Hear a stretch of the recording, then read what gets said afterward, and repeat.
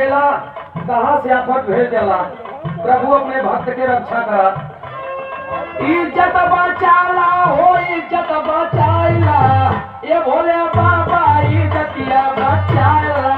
ये भोले बाबा इज्जतिया बचाइला, ये भोले बाबा इज्जतिया बचाइला, इज्जतिया बचाइला, इज्जतिया बचाइला, ये भोले बाबा इज्जतिया बचाइला, ये भोले बाबा इज्जतिया बचाइला। अच्छा, भोले बाबा के पुजारी बन थवा, भोले बाबा बड़ा थवा। हम भोले बाबा का बचपन से पूजा करीला, लेकिन भोले बाबा के नहीं हाल देखा थवा। भैया भोले के पुजारी उसे लेके घूमे नारी। ए लड़की हमें गुमराह मत करो।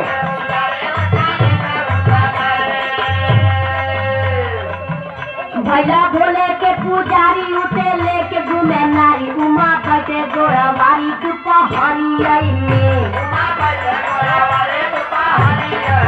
एक मिनट उमा देवी के ना छोड़ेगा।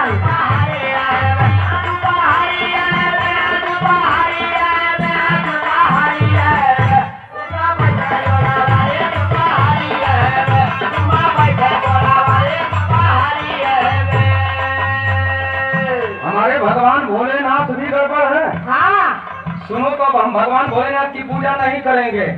जानती हो किसका पूजा करेंगे? बताओ। इज्जत बचावा विष्णु भगवान आके।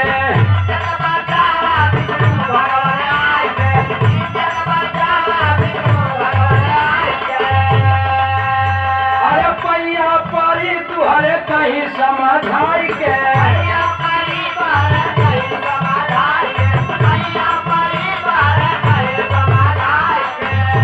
अरे पीछा छोड़ा दा हो पीछा छोड़ाई दा, यही अफतिये से पीछा छोड़ा